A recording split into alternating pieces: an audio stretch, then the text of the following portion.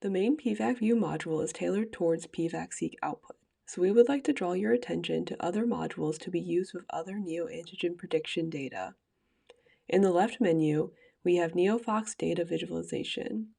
NeoFox Neoantigen Feature Toolbox is a popular Python package that annotates a given set of neoantigen candidate sequences with relevant neoantigen features. The only required upload file is a TSV file that ends with the suffix neoantigen candidates annotated.tsv.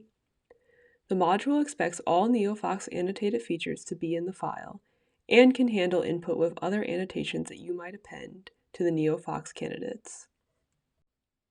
When we click Visualize, we are taken to a view very similar to the main pVACview module. There is a main table of annotated neoantigen candidates. To investigate a candidate, you click a row and violin plots appear in the Data Visualization section. These violin plots show the selected candidate in red. You can select multiple candidates to be highlighted in the violin plot. You can also choose up to 6 features to plot. The features we find most interesting are marked with an asterisk, but all features are available for exploration. Below the violin plots, there is a dynamic scatter plot that can be used to visualize the whole data set. You can choose the feature used for the x-axis, y-axis, color, and size. The x and y axis can be transformed by natural log, log 2, log 10, and square root. You can also adjust the scale to see a specific range of data.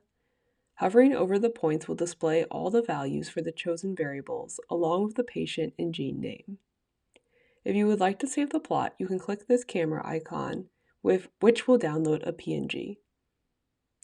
For a summary of this information, please see the Tutorials tab. For further documentation, please refer to the pVAC Tools GitHub page and the Read the Docs website.